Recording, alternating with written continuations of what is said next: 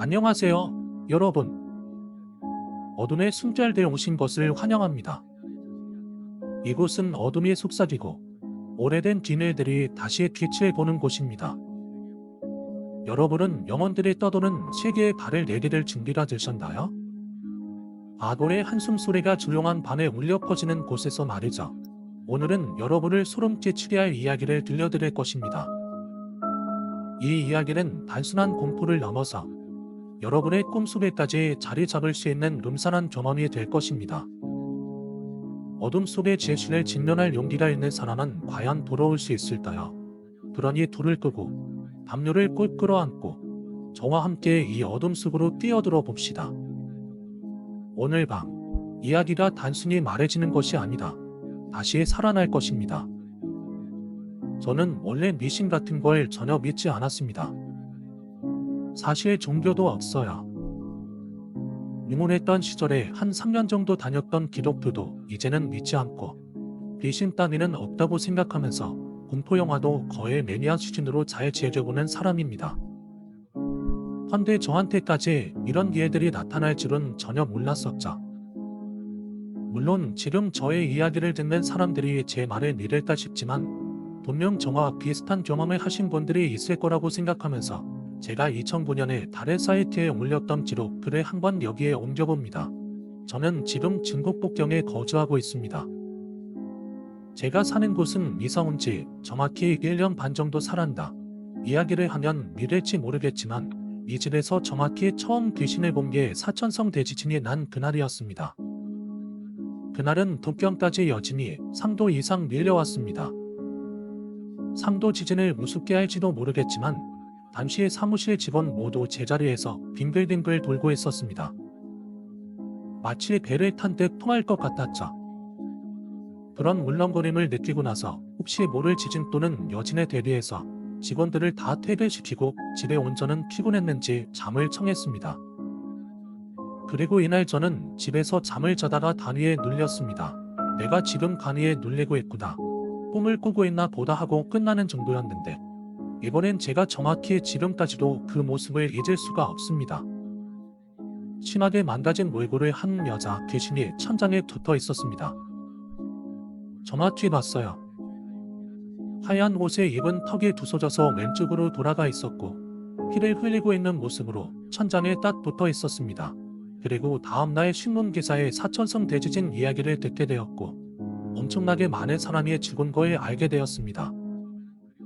그런데 제가 이 귀신을 본 경험담을 중국 친구들한테 이야기했을 때 다른 비슷한 반응이었습니다. 너 혹시 방에 있는 거울이 어느 방향을 향해 있어? 하는 반응이었습니다. 중국은 귀신을 쫓는데 거울을 사용하는 문화가 있다고 합니다. 아마 당시 영화 본 사람들은 어느 정도 알 거예요. 그 때문인지 이와 관련한 이런저런 이야기들이 온 것 같고 친구들은 존재는 확실히 있다고 확신을 했기 때문에 제 이야기를 진지하게 들어주었습니다. 그리고 저랑 같이 사는 둘의 친구가 한 명 있습니다. 그 친구는 중국 광정우에서 좀 살다가 북경에 와서 현재는 저와 같이 살고 있습니다. 근데 이 친구는 저의 귀신 경험담을 절대 믿지 않았어요. 한데 이 친구가 그렇게도 고집스럽게 귀신의 진에 와서 살게 된 거예요. 그리고 이 친구가 북경 우리 집에서 온 지 한 일주일째 됐을 때 저는 두 번째 귀신을 만나게 되었습니다. 밤에 잠을 자다가 또 간이에 눌렸는데 저는 송구르마 만했네 또 이러고 있다가 왼머리가 긴 여자가 침대 천장으로 올라오더니 제게 중국어로 말을 거는 거예요. 우리 같이 놀자. 정확히 그 모습은 머리를 굉장히 길러서 한쪽 눈을 가리고 있었고 눈은 굉장히 컸는데 얼굴은 미인형이었습니다. 제가 너무 놀라서 대꾸를 못하고 움직이지 않던 몸을 겨우 움직여서 왼쪽으로 돌아놓았더니 등을 톡톡톡톡 계속 두드리기 시작했습니다. 계속 그렇게 톡톡톡톡 두드리길래 3년간의 기독교 경험으로 지리도문과 사도신경을 막 벌벌벌 떨면서 말하기 시작했어요. 그럼에도 귀신은 떠나지 않고 있다가 한참 뒤에야 사라졌습니다. 저는 이 경험을 다음날 중국 친구들에게 이야기를 하자 친구들이 기도 못 알아듣는다는 저를 비웃고 말았어요. 그런데 이제부터가 시작입니다. 제 말을 전혀 안 믿던 제 친구가 우리 집에 머물면서 저와 똑같은 체험을 하게 되었습니다. 제가 그 머리 긴 여자 귀신을 만난 뒤 정확히 며칠 후에 이 친구가 자다가 간이 눌린 상태에서 천장에 붙어있던 그 귀신을 만난 거예요. 그리고 다음날 저한테 이야기를 해줬는데 친구가 본 그 귀신은 제가 봤던 그 귀신과 완전히 비슷했습니다. 그리고 저는 친구의 친자, 그러니까 구정 기간 동안 그 집을 떠나서 한국에 방문을 했고 친구는 혼자 그 집에 머물고 있었습니다. 이 시기에 친구는 한 번 더 똑같은 그 귀신을 만나게 되었다고 합니다. 제가 이 글을 쓰게 된 건 이번에 제가 친절을 한국에서 쉬고 돌아왔습니다. 정확히 어제구나. 정말 빅 사건이 발생하게 되었습니다. 일요일이라서 집에서 쉬느라 낮잠을 자고 있었습니다. 벽을 바라보고 왼쪽으로 돌아눕고 자고 있었는데 뭔가가 뒤에서 안기는 느낌이 들었어요. 저는 옆방에 있던 제 친구가 저한테 와서 장난치는 줄 알았습니다. 그래서 저는 기 자식 하면서 일어나려고 했는데 악불사 또 감이 눌린 거더라고요. 몸이 움직이지 않는 겁니다. 감위에 눌리는 동시에 귀신이 제 뒤에 와서 안긴 거였죠.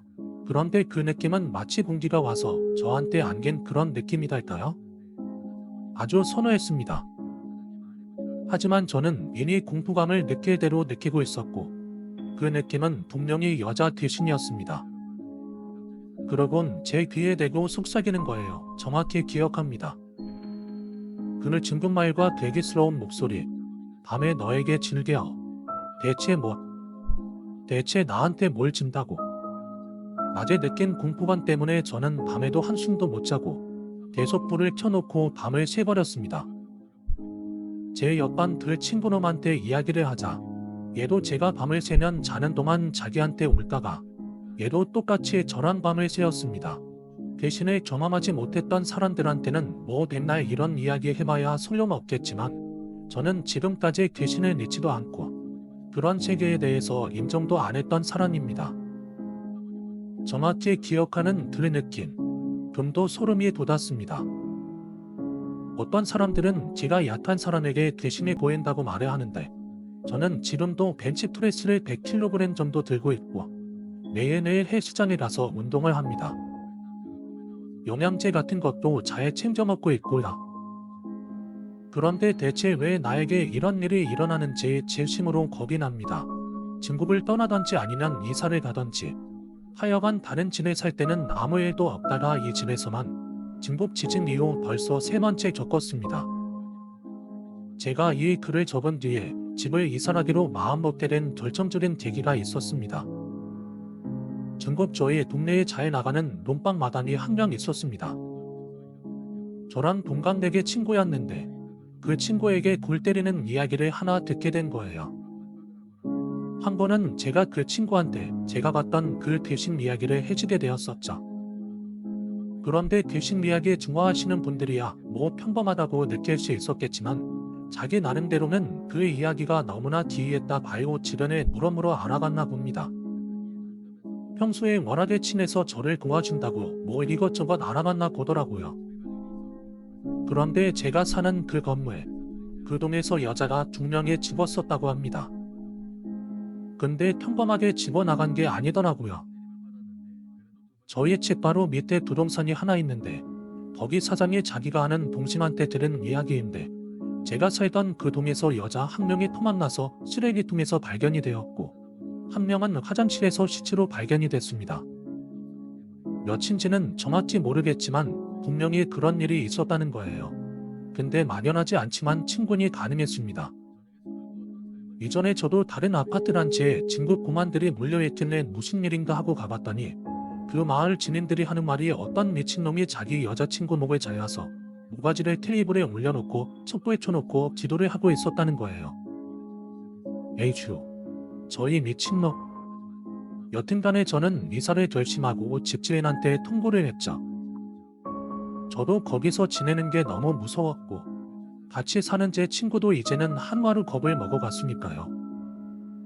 집 자체가 햇빛이 안 들어오는 그런 집이었습니다. 눈의 기운이 가득했다고 할까요? 그리고 나서 제가 집주인한테 저 이제 이사 가겠습니다 하고 통보를 했더니 왜 이사를 가냐고 집주인이 저한테 묻더라고요. 그래서 솔직하게 얘기했죠. 나가는 마당이니 일찍 귀신 있어요. 그러자 제 말을 들으며 웃고 있던 지인이 말이 끝나기가 무섭게 갑자기 정색하면서 그러더라고요.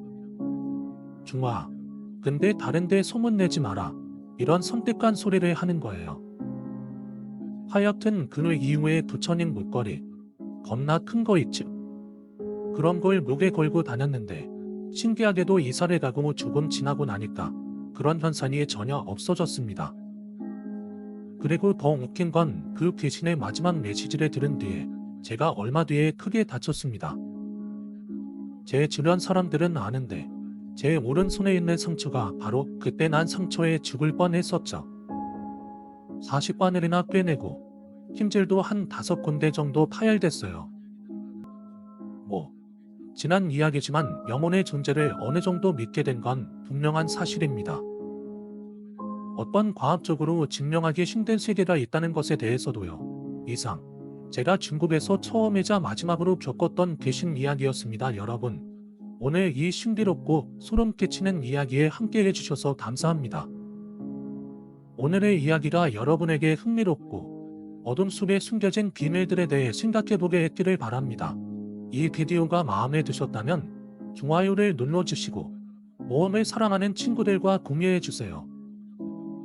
아래 댓글에 여러분의 생각을 남겨주시면 다음 영상에서 다루었으면 하는 주제도 알려주세요. 어둠의 숨결들 구독하시고 알림을 두드시면 다음에 올 더욱 깊은 비밀들을 놓치지 않으실 수 있습니다. 어둠 속에서 다시 만나요.